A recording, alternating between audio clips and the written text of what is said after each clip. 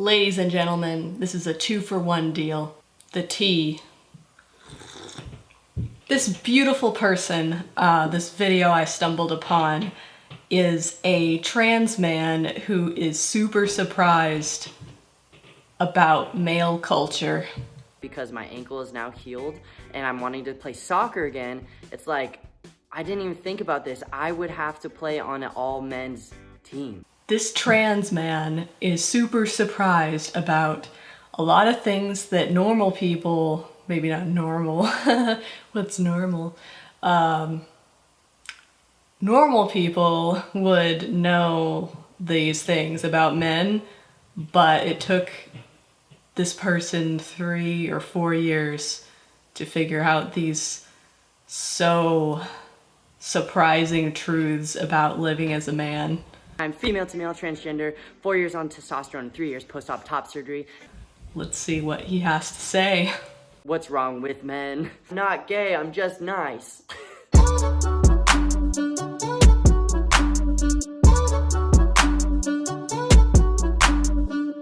Okay, so we have some hipstery music.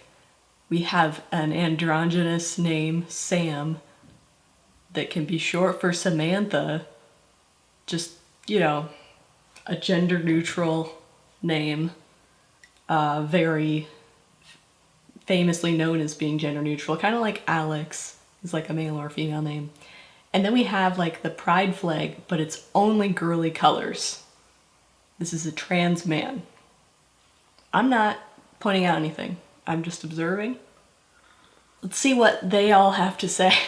Yo, what's up you guys? Welcome back to my channel. My name is Sam and I'm female to male transgender. What's up you guys, I'm a man. In these changing times, I'm just taking notes. Don't hate me for taking notes. Let's continue. Female to male transgender, 4 years on testosterone, 3 years post-op top surgery. 4 years on testosterone, 3 years since you cut your had top surgery. So you feel qualified to talk about being a man because you've done it for 4 years. Okay.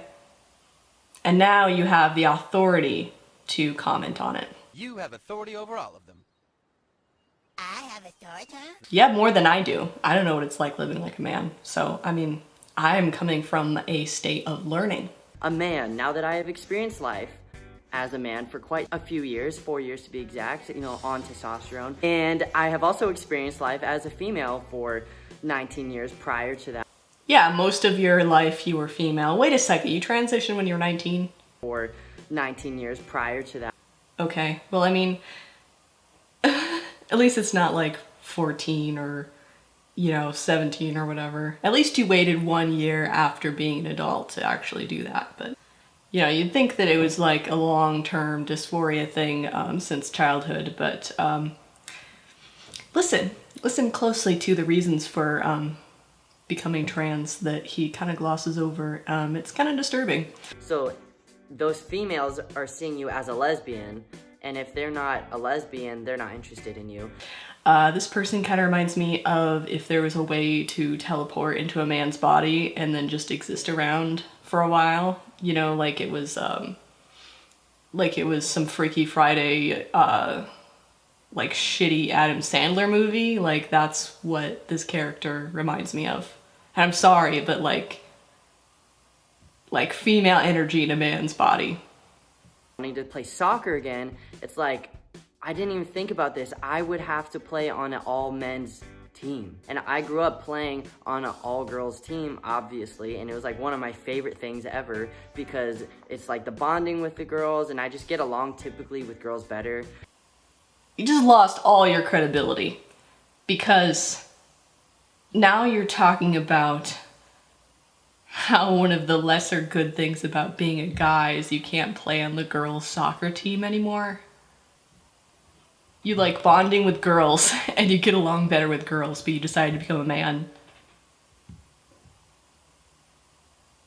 I have no words. I have no words. And you miss like the female bonding experiences. I'm actually jealous because I never had any real like female bonding experiences. And you just like threw that away to be a man.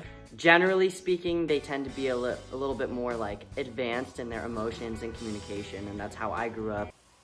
women are more advanced with their emotions and with communication. That was surprising to you when you decided to become a man. So now thinking of going to play soccer, I'm like, oh sweet, I can go play soccer now. And then my heart kind of sank. I was like, oh God. Because not only do I not bond with them as well, but also They're super freaking aggressive. Yeah, men are aggressive. Who needed to tell you this? Or like, why didn't you figure this out? This is just basic biology, like a basic fact of life. Is it that it was verified?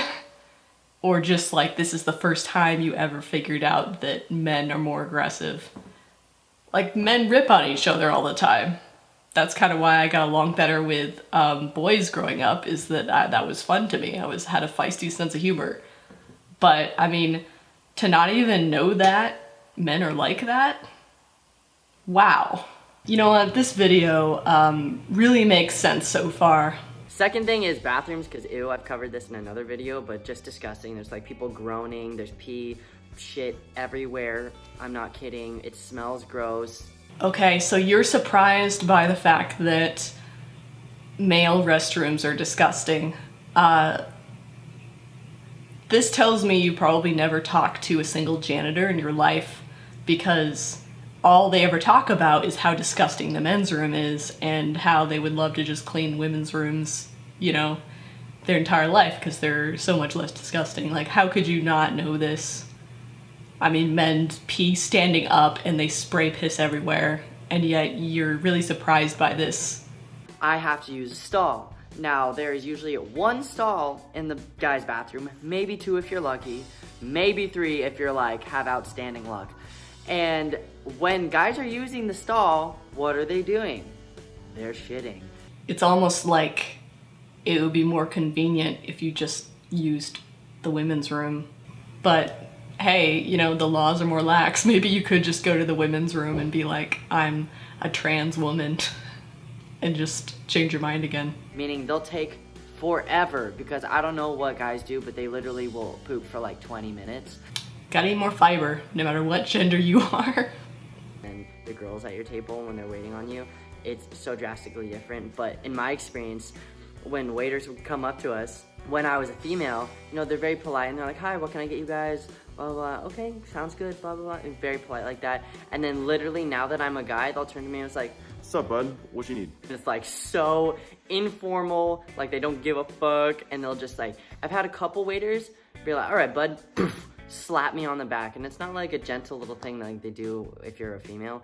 It's like a fucking 5-star slap on your back. And I'm like, thanks, bud. Okay, so you're, I guess I could say complaining about being manhandled when you're a man. And how come, you know, waiters don't sweet talk you anymore? Like, you're not female anymore. They're not gonna try and get your number unless they're gay. They're probably like, you know, a little rougher around the edges to prove that they're not gay. Not that there's anything wrong with that, but I mean, okay, that's, all right, that's how it is.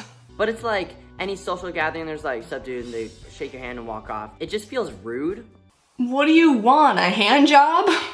I don't care what gender you are, I'm still like a polite person that's interested in getting to know who you are, especially at a social gathering. Yeah, why can't we all be polite and all give equal attention to everybody, no matter what we're attracted to or what our goals are?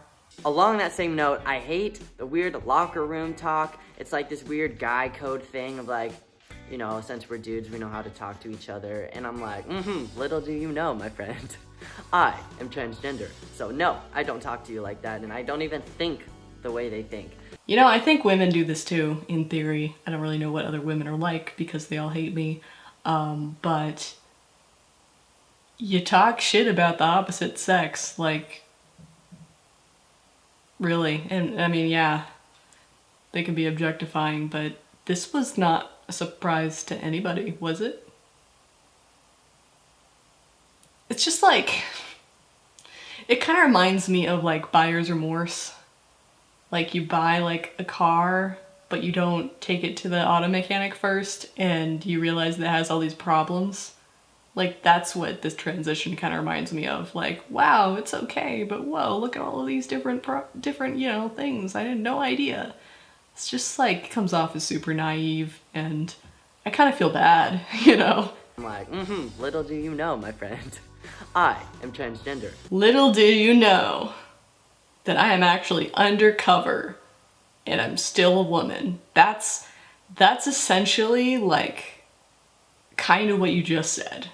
But it's this weird assumption that I'm the same way that I don't like. And I'm flattered that I guess they assume that because they are assuming I'm cis, which is great, that's what I want, but I don't like what comes with that. That's the whole point. Like, you got what you wanted, but it's never enough. And yeah, that's the human condition, so welcome to everybody's problem. Being seen gay. I don't mind people being gay, obviously. Oh, here it goes. So he's talking about how he's perceived as gay because he still has like this niceness and feminist personality characteristics. But being seen as gay when I'm not gay, here's the thing that bothers me. When you are a female and you like other females, but internally you're a male, so those females are seeing you as a lesbian, and if they're not a lesbian, they're not interested in you. So we revealed the reason why this person transitioned is to avoid being seen as a lesbian, because then you only have access to other lesbians. Ugh, I'm not a lesbian. So it's almost like this is like a ploy to get more pussy by becoming a literal man. And they're seeing me as that, and so I get excited when I transition and I am now a man, physically a man. That's kind of genius when you think about it. With hormones and everything. Escape the homophobia and judgment of being a lesbian by growing facial hair and being on testosterone and being a man. And then because of my, I don't know, I think it's just my humor and the way I talk and I joke around and I'm pretty open and outgoing and I don't know why, but everyone that meets me thinks I'm gay. Your feminine mannerisms, let's just say that. Sweet, I'm gonna be seen as a male finally, like the world is gonna see me how I feel and it'll be more matching up with those females that I liked. I guess this is supposed to be just like a quick, look, I noticed the differences between genders. But I'm detecting a little bit of like disappointment and anguish in these changes and how this person is perceived in society, and that's kind of sad. Like someday getting hormones and becoming perceived as a different gender will be as common as getting a tattoo. I mean, it's happening. It'll just be like this elective thing. It won't be a medical cure for a mental condition anymore. And maybe, we can all run around genderless and, be in between genders, and it'll just be like a different a different cult of humanity, a different sector. It's just, man, it's like a religion sometimes. And then, now that I'm a guy, and with the same traits I had, I'm not gonna change myself, but because of that, now those same girls see me as gay. So no matter what gender I appear to them, I am gay, and therefore they wouldn't wanna be with me. And I'm like, God damn it. It's almost like there's more to being a person than impressing other people. I'm not gay, I'm just nice. So yeah. I'm not gay, I'm just nice. Like you're a 15-year-old anime girl. Oh my god. There's so many layers to this. Why is it so hard to be gay, but it's easier to be trans? This is terrifying. Those are like the weird little lighthearted things that I've come up with throughout my experience being a man for the last 4 years. Those are just the lighthearted problems you have with being a man. Wow. I can't wait to see the dark stuff. That wasn't as bad as I thought it would be. I did not get an aneurysm from watching it. But wow. I mean, my perceptions are just that, my perceptions, but I mean, I know transitioning is so complex and everyone has their own experience and it's, you can't pin anything on anybody or blah blah blah. But I mean, come on. This is the end of the video. Bye.